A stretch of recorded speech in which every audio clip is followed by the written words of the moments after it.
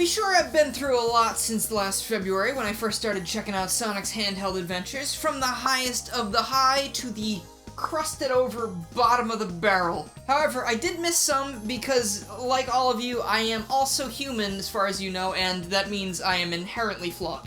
Though probably more flawed than most because, you know, that's how I choose to spend my time. There's a handful of these games left, and I'm willing to bet there's more than I'm actually giving credit to because, you know, flawed. But this is the penultimate episode of the handheld review. I don't care anymore. We're gonna look at everything that I didn't want to cover individually, and also that includes quite possibly the worst Sonic game ever made, in my opinion. Like, for real, like, this thing, forget about your Sonic 06s, forget about your Sonic Booms. This game that I'm going to show you later makes those things look like Ocarina of Time. Hey Lulu, what's the question of the day? What's your favorite handheld Sonic game? Also make sure to like, comment, subscribe, and hit the bell icon if you enjoy the video. I am a small dog, I know what's best. Hello everybody, I'm Garrulous64, and we have a lot to talk about today, so we're gonna ditch the exposition. Let's talk about pinball! The Sonic and Pinball are lifelong friends at this point, but they're the kind of lifelong friends that you want to separate during group projects, because when they're together, they cause natural disasters. Sonic Spinball for the Game Gear did offer a unique spin on pinball, but I wasn't really a huge fan of it back when I tried it in that other video. So now, you know, there's a bunch of people that have been commenting about this for a while now. We're going to be looking at Sonic Pinball Party for the GBA, and, I like it. If you were out here looking for a Sonic Spinball sequel, one, why would you be doing that? And two, this ain't it. From my experience, this game's a lot more like Pokemon Pinball Ruby and Sapphire, which is a game I actually enjoyed a lot as a kid, so Pinball Party was looking less and less abysmal and boring by the second. I actually played this one for half an hour, and that doesn't sound like a long time, but that's actually pretty impressive for my tiny lizard attention span. No offense to any lizards that have large attention spans. I think the main reason this occupied my time for so long was because I would look through things it had to offer, and it kept surprising me. Like, for instance, I had no idea this game had a tiny Chow Garden, and it even has a nice little new minigame that I think is more fun than any of the other minigames in the series. And also, this isn't just a Sonic game, apparently it is also a Knights game, and the Saba de Amigo game. And, I don't know, it feels more like a Sega Pinball Party to me, but I guess Sega had to put Sonic's name up front to sell copies. Sort of like I have to do with every single video I upload. This game also has a story mode, and I kid you not, my first thought was, is this game gonna have a better plot than Sonic Forces? And while the answer is no, I still did get a lot of laughs out of the dialogue here. I mean, like, we are playing pinball, it's not an MMA match. This is what took up a majority of my playtime for the game, because I was really interested to see what would happen, even if it was some real bare-bones stuff. I really wanted to see some Knights characters pop up, but as soon as I lost a match to Tails, which was very insulting to my intelligence and overall abilities, I decided that I would move on. What this boils down to is just pinball with some extra bells and whistles, but those bells and whistles were enough to appeal to my little smooth brain. For example, the Sonic boards have a whole bunch of things that you can interact with, such as little Chow eggs that you can hatch and evolve as you keep landing in their spots. You can get into boss fights with Dr. Robotnik, and then once you beat Dr. Robotnik, it transitions to the next stage of the game. So, like, you go from Neo South Island to, the next one that I don't remember the name of because I don't care enough. My personal favorite would have to be the Knights board. I don't know why I have such a fascination with Knights after only playing the game, like, one time. But, like, seeing it again, except in, like, GBA style and hearing the music, it is something special. And much like the Sonic Advance board, you have a whole bunch of little things to do, including, in this one, you need to free the 5 idea orbs from the idea capture, just like in the actual Nights into Dreams. And once you do that, you're transported to a boss arena where you have to perform paraloops with your pinball around Gilwing. I bet you can't say paraloops, pinball, whatever the hell I just said 5 times fast. There's no way. The last board I saw when I was playing was the Samba de Amigo board, which is based off of a game that I have played one time. And let me tell you, it is interesting. Like, there's no boss fight, but there is this rhythm game that went on for a lot longer than I was expecting. And while it did yield a lot of points, I kind of would have preferred to just, like, I don't know, throw maracas at, like, a giant banana that was trying to kill me or something. That would have been more fun. Yeah, don't ever let me be in control of any Sega franchise, because I will just resort to making giant things try to kill other things. The music was pretty good though, on like all 3 boards. Like I love the Sonic Advance sound font, and I mean hearing Knight's music in Sonic Advance style, like yeah, I'd die for more of that. And of course, there's also a Supersonic Racing remix, and I had to turn the game off because I was like, holy moly, they're going to try and get me to love pinball by using things that aren't pinball. I gotta get out of here. My adventure with pinball might have ended there, but another adventure was on the horizon. I feel really bad for not wanting to play this game at first, because not only did it make me enjoy a Metroidvania-style game, but I was also enjoying my time playing a Sonic game, which, if you've been following the marathon, that's kind of a rarity these days.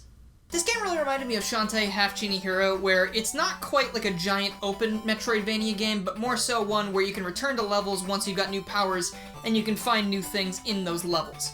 That's probably why I enjoyed it a little bit more than most Metroidvanias, because, like, those gigantic open maps, those sure do rev up my anxiety engines, let me tell you.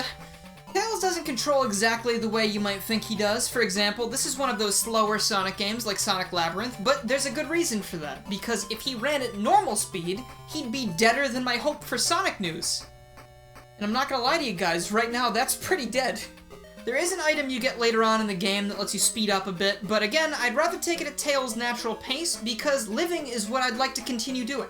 Plus, at that speed, it might be really easy to gloss over the little collectibles that are sprinkled throughout the stage, and you don't want to miss certain things like the Chaos Emeralds that increase Tails' flight time, because flight is a godsend in this game. Let's say you're having trouble arcing your bombs to hit your enemies, all you gotta do is fly over those little idiots and then let it rip! Tails also has a partner in this game in the form of T-Pup, a little robot dog fox thing that can walk through small tunnels and fly around and collect items for you. Where did T-Pup go, Sega? Give Tails his friend back. For real, just give him T-Pup back, and then let him control it with like the little Miles Electric iPad thing, so instead of FaceTiming Sonic and just talking to him, he could have T-Pup flying around, helping Sonic like the RC things in Lost World, except maybe you could make them better than that. Just a thought, Tails would be halfway useful again? I mean, look at him in this game compared to the modern Tails. He takes on an entire army with nothing but his brain and his robot dog, and now he cries when he gets attacked by a bucket of water. Like, character development in reverse. This game is good, but it's one of those games where, like, if you play it like a Sonic game, sort of like Sonic Labyrinth, you are not going to enjoy it.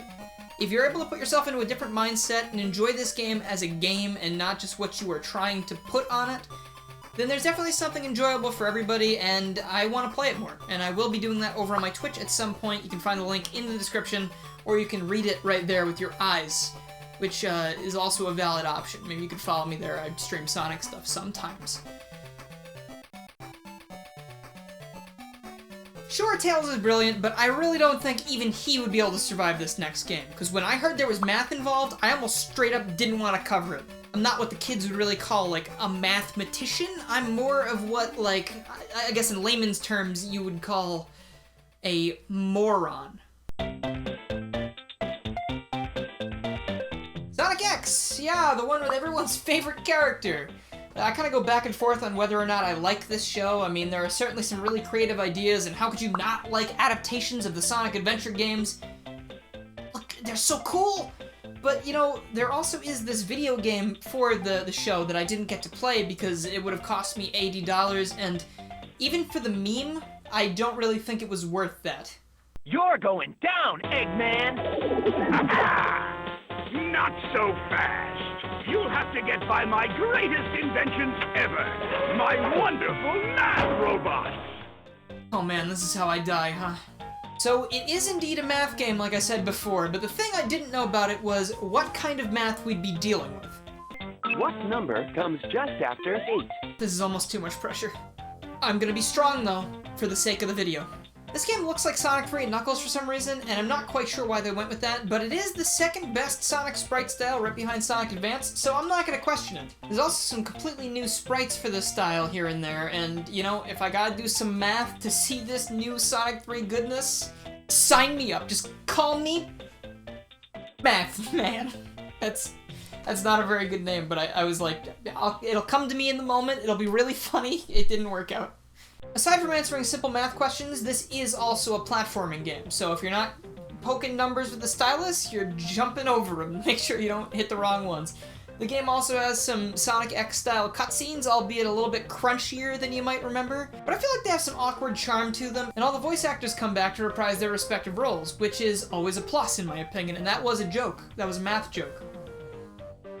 Because I said plus. It's like addition.